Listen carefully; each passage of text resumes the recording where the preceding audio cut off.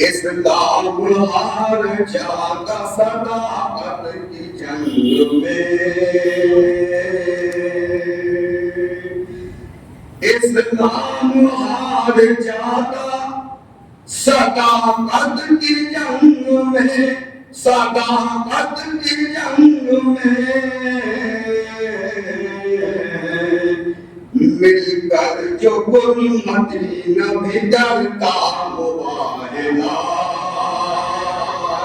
مل کر جو گل مدینہ بگڑتا مباہلا، بدر و احد سے یوں بھی ہے بالا مباہلا، بالا مباہلا، بدر و احد سے یوں بھی ہے بالا مباہلا،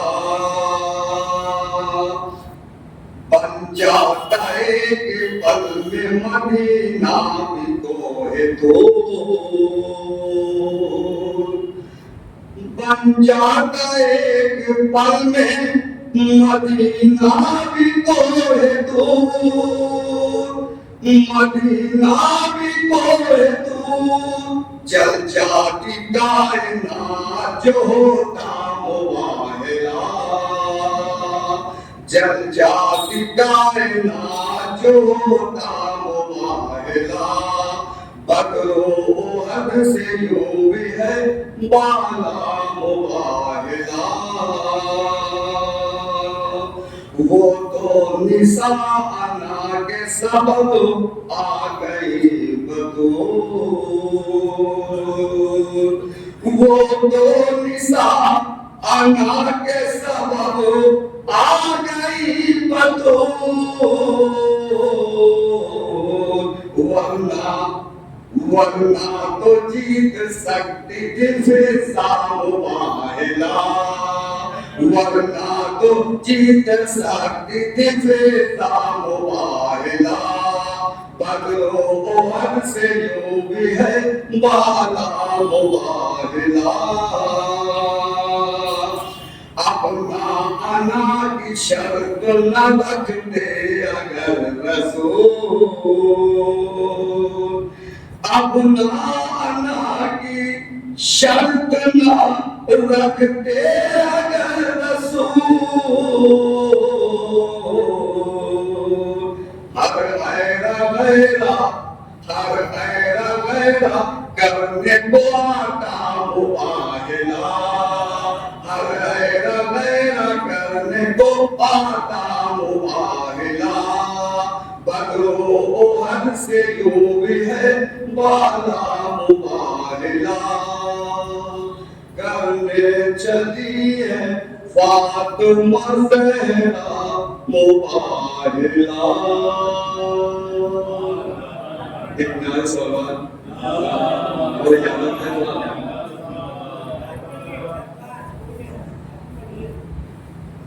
ایک بلند کرنا ہے سوال،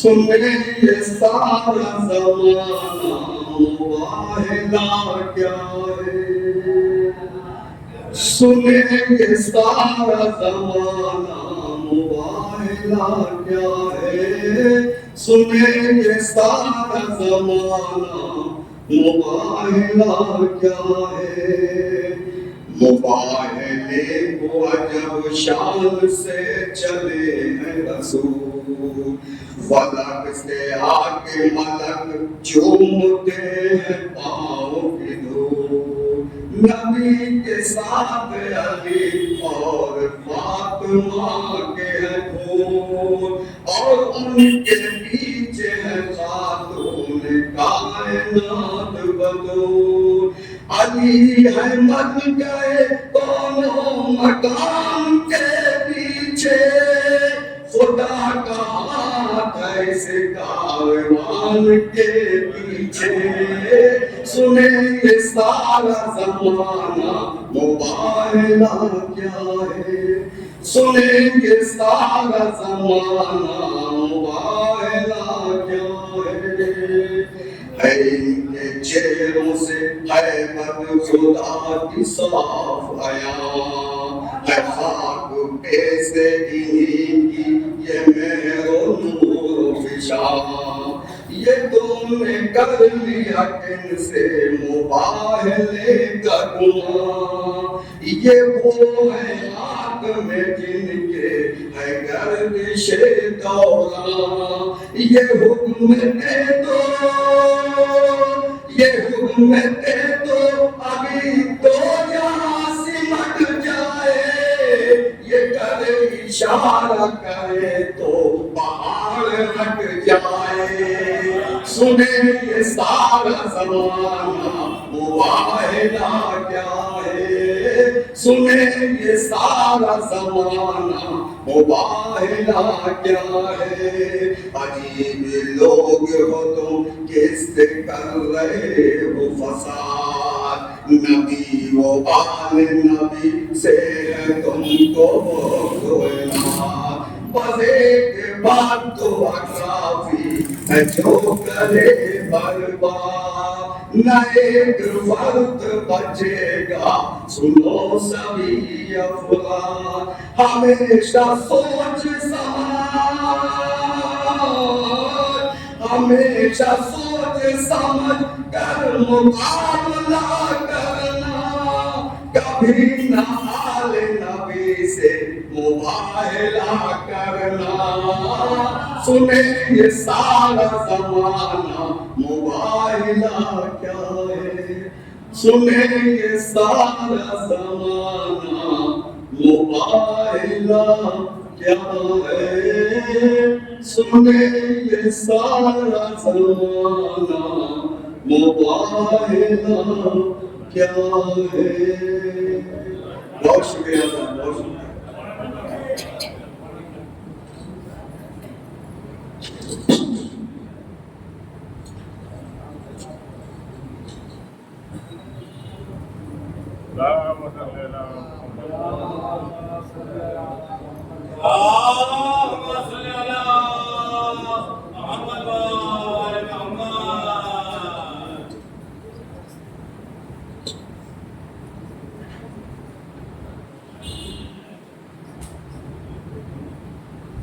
رحم اللہ من قرأ الفاتحہ۔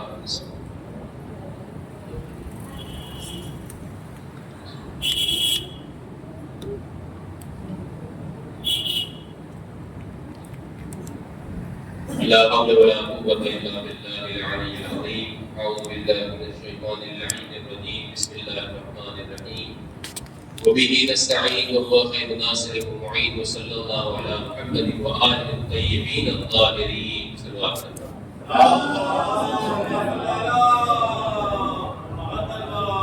ولعنة الدائمة على أعدائهم أجمعين من الآن إلى قيام يوم الدين، أما بعد، فقد قال الله في كتابه الحكيم وهو أصدق القائلين وهو قوله الحق، بسم الله الرحمن الرحيم، قل تعالوا ندعو أبناءنا وأبناءكم ونساءنا ونساءكم وأنفسنا وأنفسكم ثم نبتهل ونجعل لعنة الله على الكاذبين، صلوات عليكم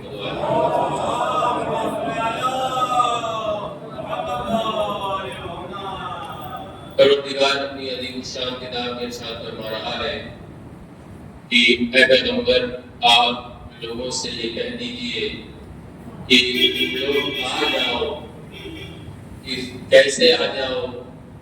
اپنے اولاد کے ساتھ آ جاؤ، اپنی خواتین کے ساتھ آ جاؤ، اور اپنے نفس کے ساتھ آ جاؤ۔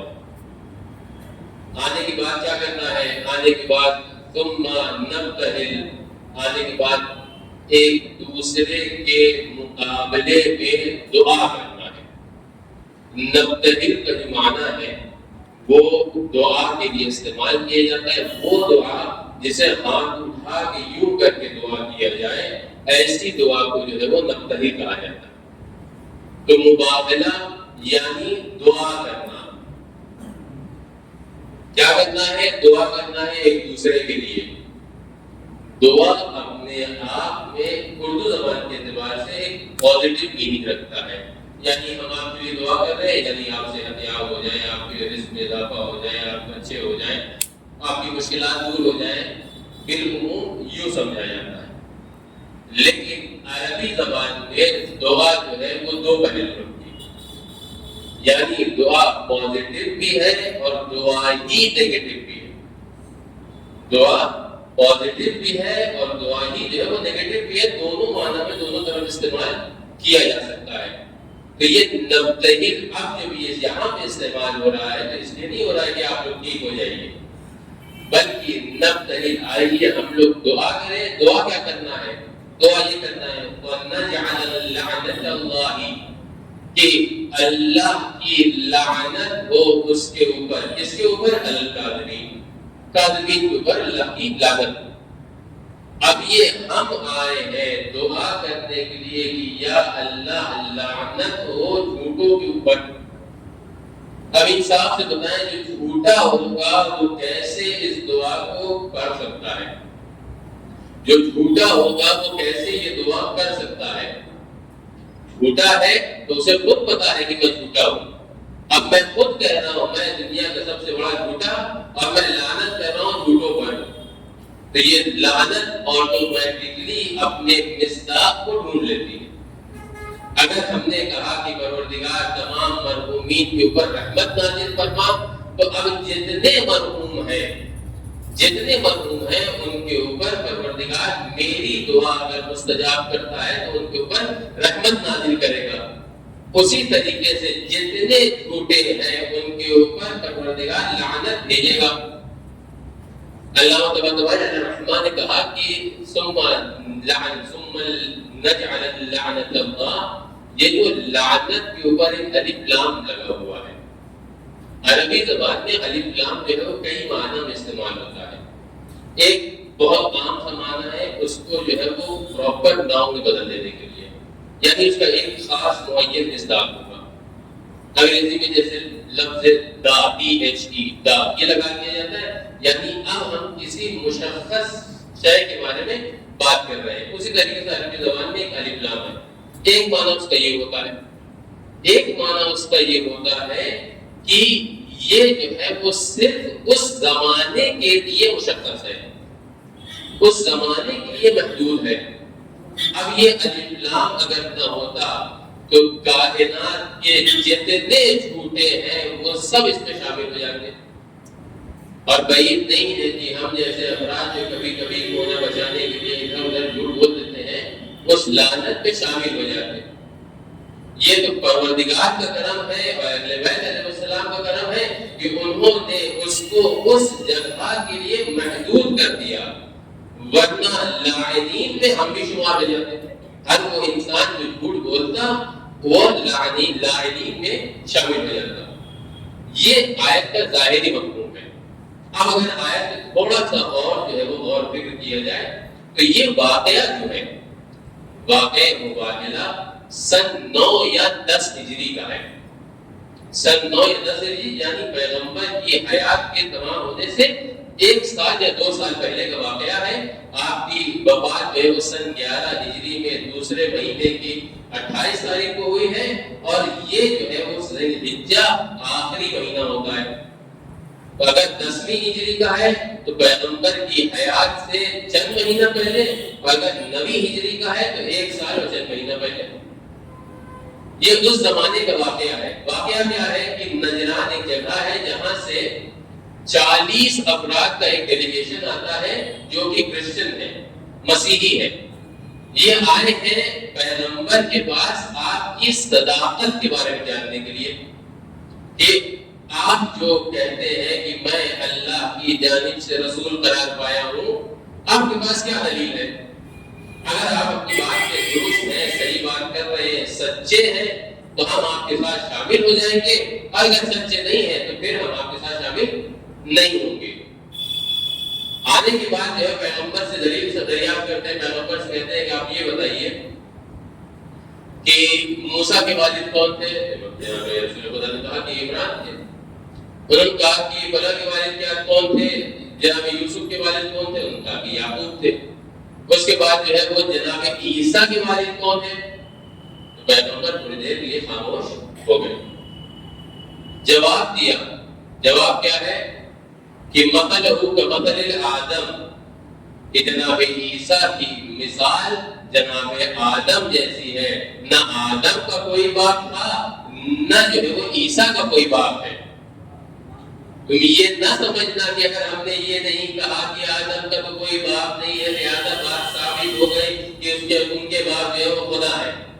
پیغمبر نے پہلے ہی اس بات کو رد کر دیا جو تم کہنا چاہ رہے تھے. یعنی ایک سوال ایسا تھا کہ آپ جواب دیں گے، جواب کے بعد میرا کاؤنٹر جواب یہ ہوگا کہ اچھا ٹھیک ہے دیکھیے ان کے والد نہیں، ان کے والد خدا ہے. پیغمبر نے جواب دیا کہ ان کی مثال ویسے ہی جیسے جناب آدم کی تھی.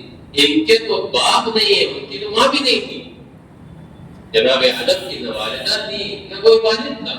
پروردگار ان کو مٹی سے خلق کیا تھا. جناب عیسیٰ میں تو کم سے کم جو ہے جناب مریم شامل ہے. یہ بات طے ہو گئی. ان کو بات سمجھ میں نہیں آئی، قبول کرنے کے تیار نہیں ہوئے. ابھی تک کیا ادعا تھا کہ اگر آپ کی بات ہمیں سمجھ میں آ جائے گی تو ہم قبول کر لیں گے. لیکن اب بات جو کہا جائے کہ سمجھ میں نہیں آئی کیونکہ ہمارے خلاف تھی. اس میں علماء مسیحی بھی جو ہے وہ شامل تھے.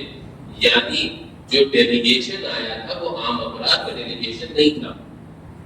یہ ڈیلیگیشن میں جو ہے وہ اسقف اگر آج کی زبان میں کہا جائے تو اگر پوپ نہ بھی کہا جائے تو پوپ کے نیچے جو ہے اس کو کیونکہ آج کے زمانے میں جو پوپ کے لیے عربی میں ترجمہ ہوتا ہے وہ ہوتا ہے اسقف اعظم، یعنی اسقفوں میں سب سے بڑا.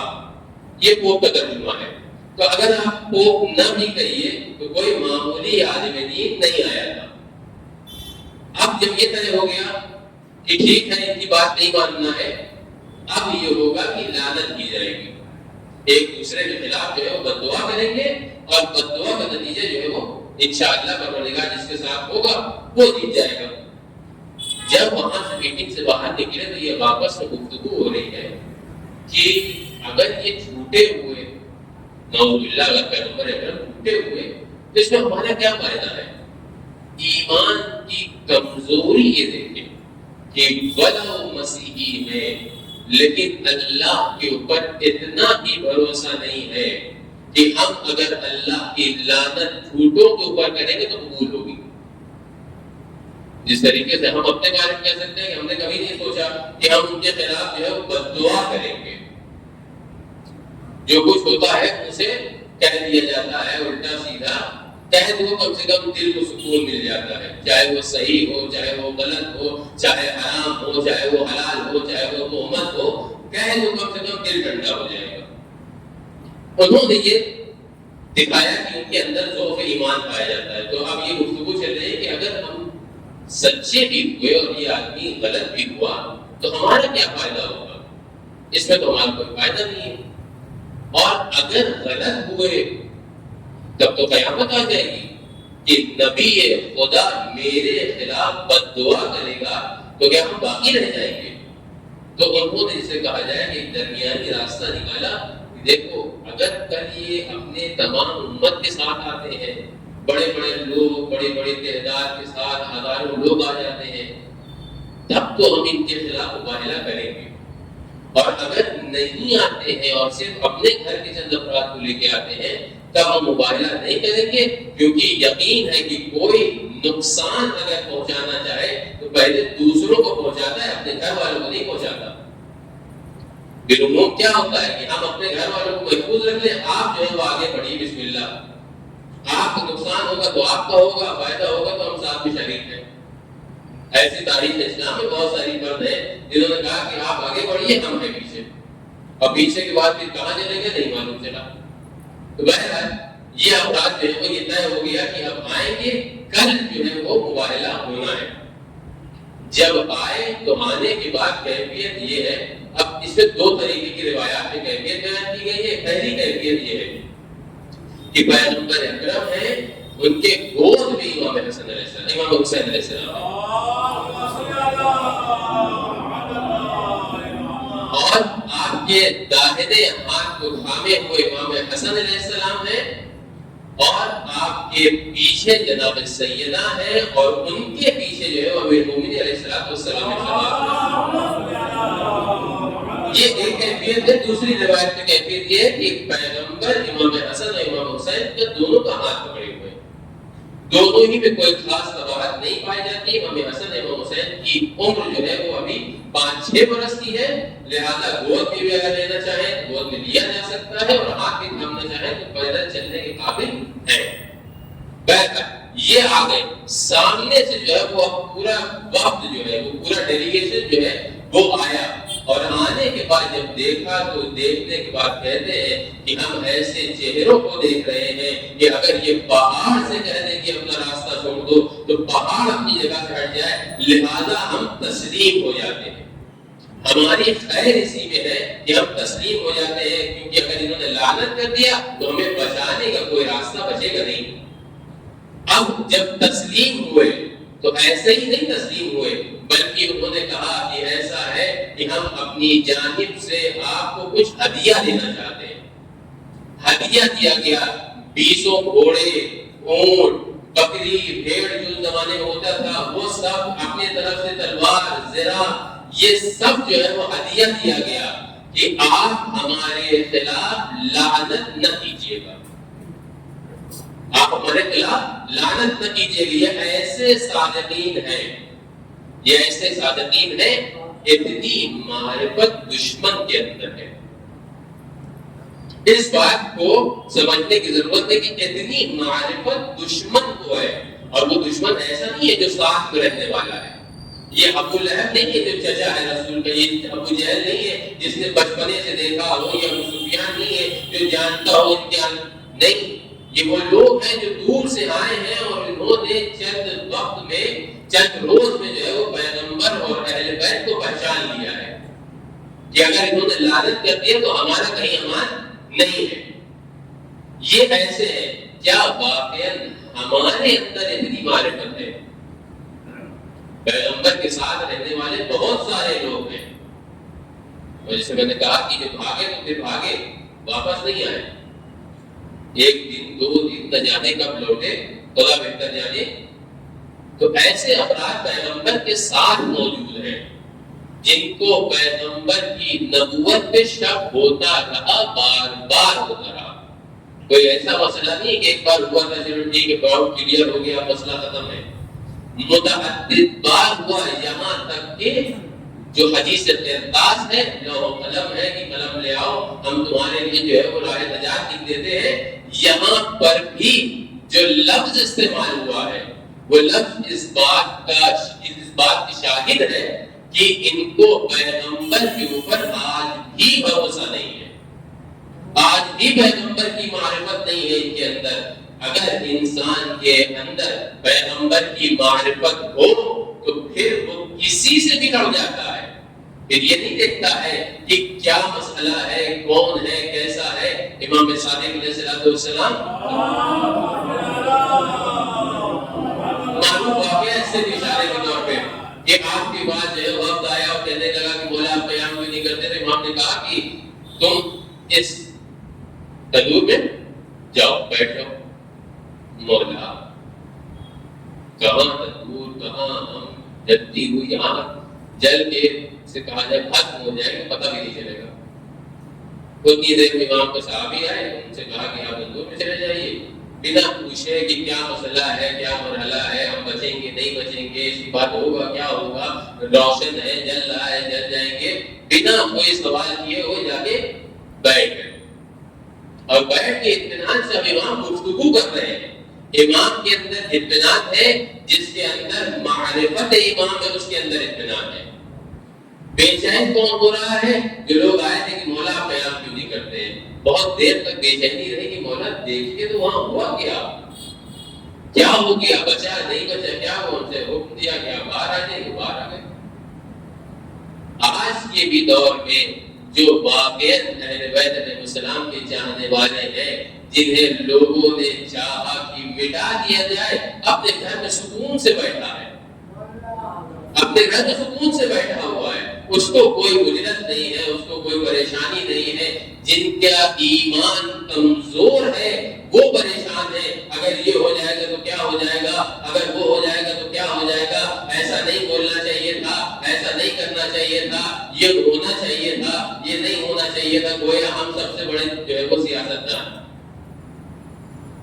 جو یہ کام انجام دے رہا ہے اس کے پاس علم کا انبار ہے، اور یہ کوئی الہی علم کی بات میں نہیں کر رہا ہوں، یہ وہ فرد ہے کہ جن کے والد کا واقعہ میں آپ کو سناتا ہوں کہ جب رہبر معظم کے والد بوڑھے ہو گئے تو آپ کی آنکھوں کی بینائی ہو گئی کمزور۔ ڈاکٹر نے ان سے کہا کہ آپ ایسا کیجئے کہ اب مطالعہ نہ کیجئے گا، پڑھائی نہ کیجئے گا، کتابیں پڑھنا بند کر دیے ورنہ اندھے ہو جائیں گے۔ انہوں نے کہا اندھے ہو جائیں بہتر ہے، اس کے بجائے جاہل رہ جائیں۔ پڑھتے رہے یہاں تک کہ واقعہ اندھے ہو گئے، اب نظر نہیں آتا۔ آپ نے اپنے بیٹے کو اس بات پر مأمور کیا کہ تم پڑھو میں سنوں گا۔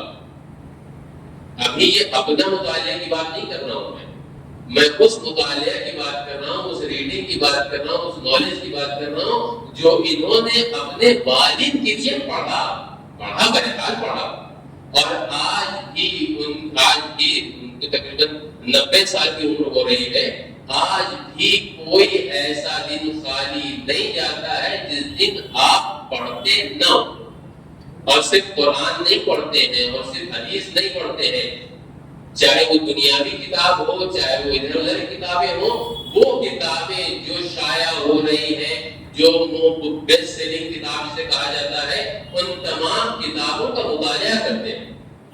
جس کے پاس علم کا ایسا انبار ہو وہ جانتا ہے کہ کون کتنے پانی میں ہے، اور اگر کوئی صادقین کے چاہنے والا ہو تو پھر وہ وعدہ صادق کو نبھانے والا بھی ہوتا ہے۔ جھوٹوں پہ لعنت کرنا ہے تو سچے ہونا پڑے گا، پرومس کو جو ہے وہ پورا کرنا پڑے گا۔ ایسا نہیں ہوگا کہ ہم کہہ دیں کہ ہم آپ کے ساتھ یہ کریں گے اور ہم نہ کریں۔ اگر میں نے وعدہ کیا ہے کہ میں آپ کی مدد کروں گا تو میری ذمہ داری ہے سچائی کی بنیاد پر تاکہ میں آپ کی مدد کروں۔ اگر میں نے وعدہ کیا ہے کہ تم نے نقصان پہنچایا تو میں نقصان پہنچاؤں گا، تو صداقت کا تقاضا ہے کہ نقصان پہنچایا جائے، صداقت کا تقاضا ہے کہ جو وعدہ کیا ہے اس وعدے کو پہنچایا جائے۔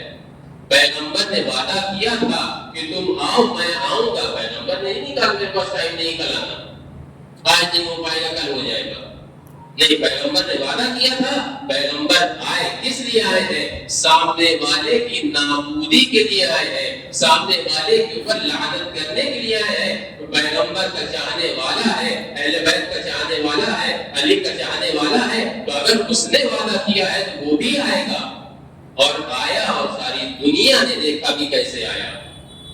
اب ساری دنیا اس بات سے پریشان ہے کہ ان کو تو کوئی جانتا نہیں تھا، ان کو تو کوئی پہچانتا نہیں تھا، دنیا میں تو ان کی گنتی نہیں ہوتی تھی، نہ G7 ہے، نہ G20 ہے، نہ جی پتہ نہیں کیا ہے، کوئی گنتی نہیں ہوتی تھی، لیکن ایک ملک ایسے کھڑا ہو گیا۔